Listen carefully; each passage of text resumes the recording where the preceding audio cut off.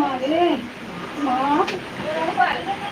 কত তুমি দয়াময়ী, কত তুমি করুণাময়ী, কত তুমি দয়াময়ী, কত তুমি করুণাময়ী। তোমার দয়া আমাদের বোঝার সাথী নেই। মাগো মারে মা, মারে মা, মারে তোমার কেউ যদি এতটুকু ভালোবাসে, তাকে তুমি এত ভালোবাসা যে ফিরিয়ে দাও, ভালোবাসা ফিরিয়ে দাও। মারে মা, মারে মা, মারে মা, মারে মা, মারে মা, মারে মা, মারে মা, মারে মা, মা, মা, আমি ডাকছি মা। মা তুমি নাকি খুব মা ডাক শুনতে ভালোবাসো মা।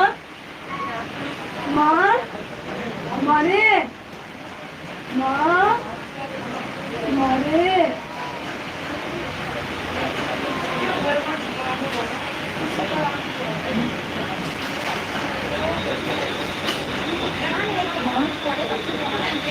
তোমাকে স্পর্শ করলে কেমন অনুভূতি হয় মা?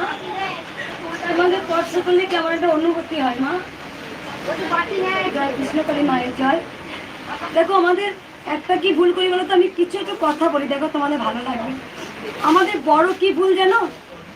আমরা মাকে দেখতে পেলে বিশ্বাস করি, আর না দেখতে পেলে আমরা খুব বিশ্বাস করি না। কিন্তু আমি বলছি, আমি নিজে প্রমাণ। ওগো ওরে মা আছে রে, মা আছে। মাকে ডাকলে মা ঠিক সাড়া দেয়, মাকে ভালোবাসলে মা ঠিক ভালোবাসা ফিরিয়ে দেয়।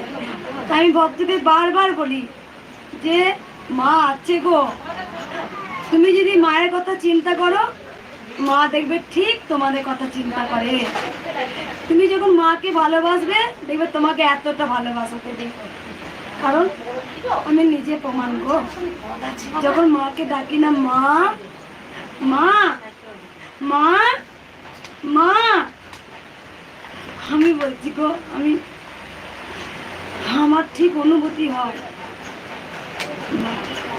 তাই মা যুগে যুগে ছিলেন, আছেন, থাকবেন।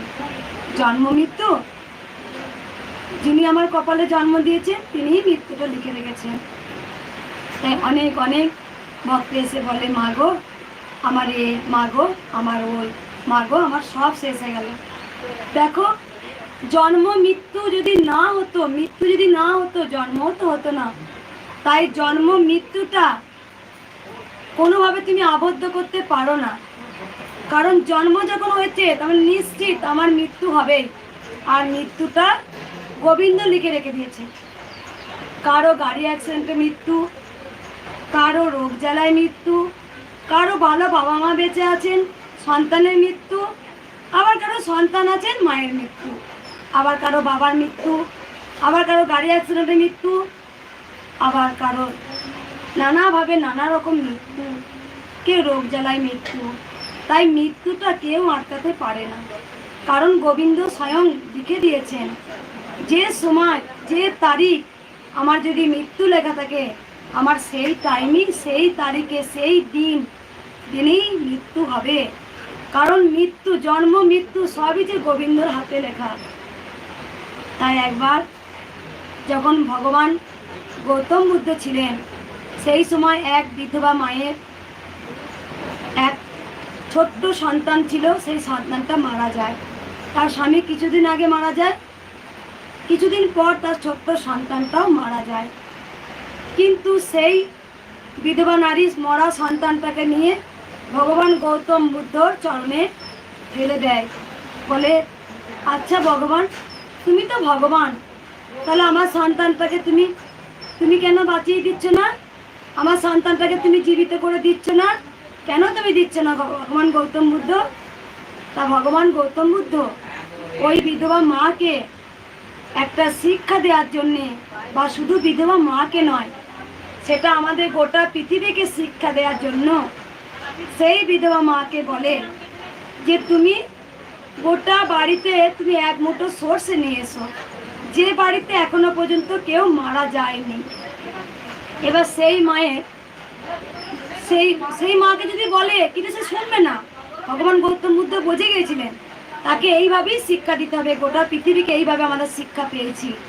তখন সেই মৃত সন্তানটা ভগবান গৌতম বুদ্ধর চরণে রেখে দিয়ে উনি এক মুঠো শস্য আনতে গিয়েছিলেন।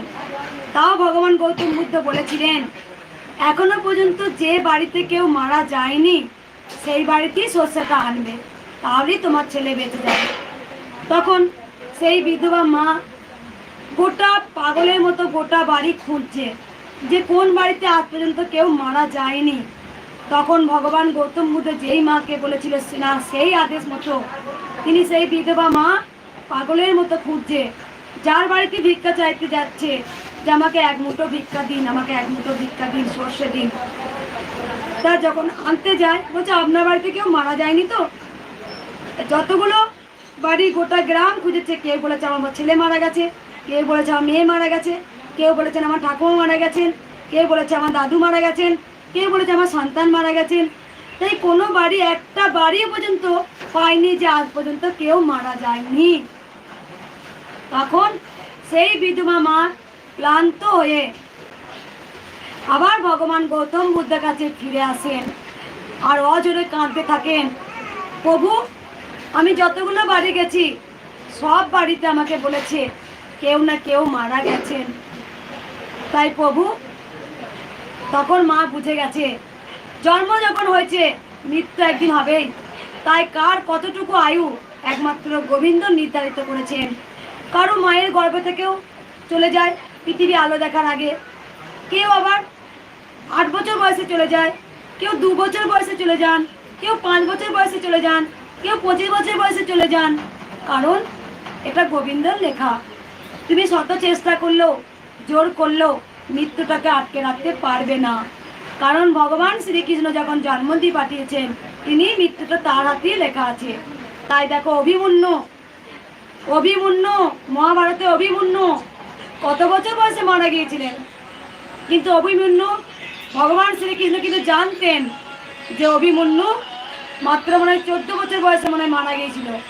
তখন ভগবান শ্রীকৃষ্ণ বলেছিলেন অভিমন্যুর মাকে যে তোর সন্তান বীর যোদ্ধা হবে আর ইতিহাসে খ্যাত হবে। তাহলে কি ভগবান শ্রীকৃষ্ণ কিন্তু অভিমন্যুকে বাঁচাতে পারতো না? তার আদরের ধন ছিল, কিন্তু সে বাঁচায়নি। কেন বাঁচায়নি? ভগবান শ্রীকৃষ্ণ জানতেন অভিমন্যু 14 বছর বয়সে যুদ্ধ করতে গিয়ে তিনি প্রাণ যাবে আর ইতিহাসে খ্যাত হয়ে থাকবে। তাই আমরা অভিমন্যুকে চিনেছি। তাই জন্ম মৃত্যু গোবিন্দর হাতে লেখা আছে। তাই এমন এমন সব কিছু আমরা জন্ম মৃত্যুটা ভগবান লিখে রেখে দিয়েছি। জয় কৃষ্ণকালী মায়ের জয়, জয় সোনা মায়ের জয়, জয় মঙ্গলা মায়ের জয়। তো বন্ধুরা, মঙ্গলা মা কি বললো, তো মঙ্গলা মায়ের কথা তোমরা সবাই বিশ্বাস করো। সত্যি কৃষ্ণকালী মা আছে, তো যদি না থাকতো এভাবে মানুষ উপকার পেত না। তো সবাই বিশ্বাস করো, ভক্তি করো, মাকে মন প্রাণ ভরে মায়ের নাম জপ করো। তো সবাই ভালো থাকো, সুস্থ থাকো, আর আমাকে একটু সাপোর্ট করো। তোমাদের সাপোর্ট আমার একান্তই দরকার।